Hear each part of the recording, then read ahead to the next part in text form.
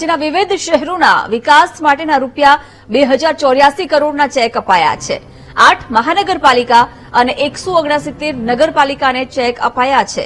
CM Bhupendra Patel દ્વારા હોદ્દેદારોને check આપવામાં આવ્યા છે। કાર્યક્રમમાં મુખ્યપ્રધાન દ્વારા હોદ્દેદારોને ટકોર પણ કરવામાં આવી છે। જે કામ કરો તે આયોજનબદ્ધ રીતે કરો, સાથે જ કહ્યું પહેલા રોડ બનાવવામાં આવે પછી ગટરના નામે રોડ તોડવામાં આવે તે યોગ્ય નથી। આયોજન વિનાની કામગીરી કરીશું તો આખી સરકારને સાંભળવું પડશે।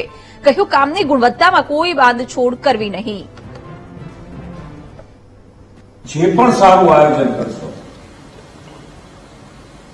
એ જે પણ સારું આયોજન થશે તો એના બધા જ પૈસા તમને અહીંયાથી મળે એમ છે। આયોજનબદ્ધ રીતે કામ કરીને આગળ વધો। પછી એક તો ભાઈ આ બધા મિત્રો છે જે અહીંયા તૈયાર જ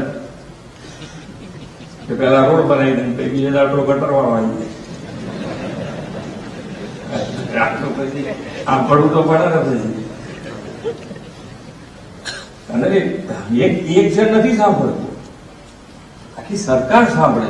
આપણે આપણું કામ કરીએ છીએ એમાં સહેજથી ઉભું કરીએ તો બધા અહીંયા બેઠેલા કોઈ એમ કહેતા હોય કે એક નગરપાલિકામાં કોઈએ ભૂલ કરી તો એને એકલાના અમારે શું જોવા લેવા દેવા, એવું નથી હોતું।